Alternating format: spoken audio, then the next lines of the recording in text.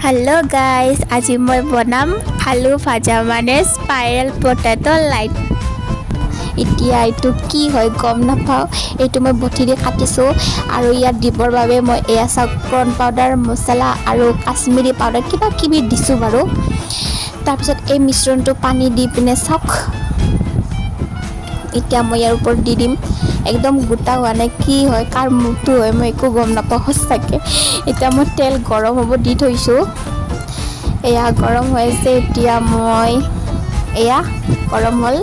তেলত দি দিলোঁ গাইছ একদম আপোনালোকে কঞ্জুচ বুলি নক'ব যে অলপ তেলত কিয় ভাজি চাম মই সঁচাকৈ কৈছোঁ মাক গম নোপোৱাকৈ মই বনাই আছোঁ মনে মনে দেখিলে একদম মছলা দিব চাওক কি হয় এইটো এতিয়া মই এইটো দেখিছেনে চাইজটো কি হৈ থাকিলে ভগৱান কাৰণ মই বঠি দি কাটিছোঁ সেইকাৰণে একদম ভাল হোৱা নাই বাৰু এইটো লাহে লাহে ব্ৰাউন হ'বলৈ ধৰিছে চাওক আপোনালোকে দেখা পাইছে একদম লাহে লাহে ব্ৰাউন হ'ব ধৰিছে এয়া ফাইনেলি হৈ আছে আৰু ৱাও কি মজা লাগিব চাগে কি হয় গম নাপাওঁ মই এতিয়ালৈকে ফাইনেলি গাইজ চাওক এয়া হৈ গ'ল স্পাইৰেল পটেটো মেক্স প্ৰ'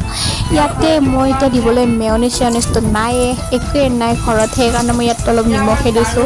এতিয়া মই এইটো একদম নাখাওঁ কাৰণ চাওক চিঙি ভাঙি অৱস্থা নোহোৱা হৈ গ'ল গাইজ ইমান দুখ লাগিছে ষ্টিকটো নায়ে বাঁহৰ কাঠিয়ে পাতে ইউজ কৰিছোঁ এতিয়া মই এইটো খাই চাম কেনেকুৱা লাগে নাজানো মই এটা সৰুকৈ বনাইছিলোঁ এইটো খাই চাম কেনেকুৱা লাগে ইচ একদম আলু ভাজা লাগিছে বেয়া হোৱা নাই বাৰু